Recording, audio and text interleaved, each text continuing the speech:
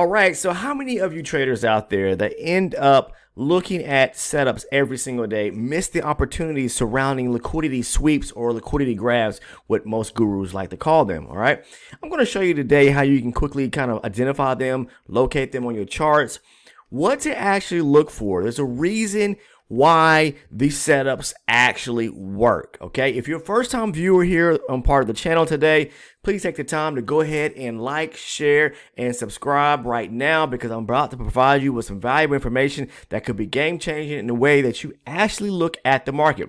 Now, how many of you also know how to read market structure correctly? Leave a comment down below. Is that something that you're struggling with? Do you know how to trade liquidity sweeps? I'd like to hear from you guys. Engage in the comment section.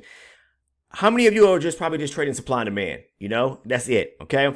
Every once in a while, I like to pull out something different out of my arsenal, especially if supply and demand is really not those zones where aggressive buying and selling take place at, if we're not getting nice pullbacks. Now, I have a very good strategy in how I actually trade personally, using top-down analysis, following structure first and foremost, because that is important. Let me say that again. Market structure, okay?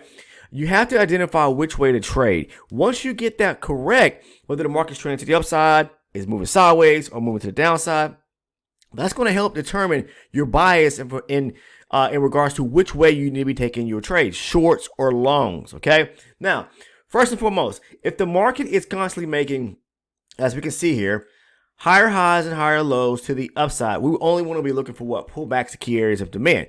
But that's not what this video here is about today. Today, I took a few trades, covering some ground, looking for areas to possibly look for opportunities to go short. But lo and behold, I found where the market was actually grabbing or swiping or sweeping areas of liquidity above highs and even lows. But even in today's market, when the session had opened up, New York, the market was bullish, okay? But that doesn't mean that you can't take, say, short entries off of the lower time frame chart, even if the higher time frame may be very bullish. Now, you do hear me talk about, the probability, okay, and the trades that really work the best, especially if you're a beginner trader. Please try to not trade counter trend to the overall direction of the higher time frame. You probably want to wait till the market is, if we are bullish, bullish to the upside, to be looking for setups to where the market is making higher highs and higher lows back to the upside to put you in direction back with the higher time frame. Now, when it comes to liquidity sweeps, what are we looking for? First and foremost, we got to get the direction correct, no matter what time frame or what charts you're using, okay? I trade range-based charts, so if you trade time, tick, volume, whatever it may be, same thing applies, okay? Now, what are sweeps of liquidity? It's just basically where the market market makers, for one, are taking out highs or lows. It could be double highs or triple highs, what we like to classify as equal highs and lows. Now, it doesn't always have to be an equal high or low. It could just be a single high or a single low. Anytime the market swipes above an area, say a demand zone or supply zone or a swing, it's grabbing liquidity. If it doesn't break above and say the wick of a candle just swipes above it, sweeps above it, and then pushes to the downside, that's a liquidity sweep. Now, the telltale sign and where you can really find or identify areas of liquidity is where you have like multiple stacks up of lows or highs, right? Like right here. 1, 2, 3. The market made all these lows right here. Even when it slightly broke with the wick, this is still an area of multiple or equal lows resting right here. We can see the market broke down below that area, right? It swept that area, and then what did it do? Went right back up to the upside. They grabbed what they wanted to do to push back up to cover some ground. You got to understand that. They love to do that. If they swipe an area of liquidity, most times they're going to say, not reverse, but move back in the opposite direction to cover some ground. And then, potentially like right here, look what they did. Swipe this low, grab liquidity, cover some ground going back to the upside to fill these gaps, went back up to test this area where there was a supply area or zone at, okay? Swipe above there, took out some more liquidity just to run the market back to the downside. That's the movements in which you got to understand. How are the banks, institutions, what are the market makers really doing in this business? You got to be able to see that. So for me, when I saw the market breaking structure lower and it swept below these lows here, I said, okay, this is a beautiful area of supply right here. What is supply? Aggressive selling to the downside. So when I see that, okay, and we got a breaker structure coming lower, and it took out some lows coming lower too, I'm going to look for this area to take a trade from. Now, When the market got back up to the zone, we were probably like within a matter of a few ticks. Maybe, let's see, let me blow this up a little more to make sure.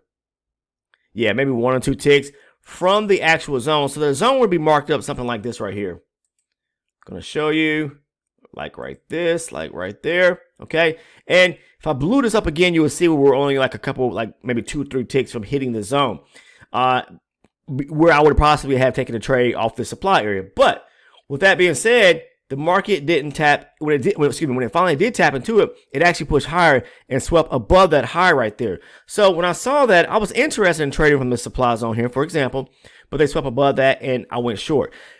Again, what I'm trying to get you to understand is that where you see the market grabbing areas of liquidity, they could be viable areas to take trades from, whether you're going long or short, but you really need to get the direction of the market correct. Even like right here, this is a beautiful area to go long off of. We got a low here, it came down, made a low, pull back, made another low, double bottom there, pretty much equal lows.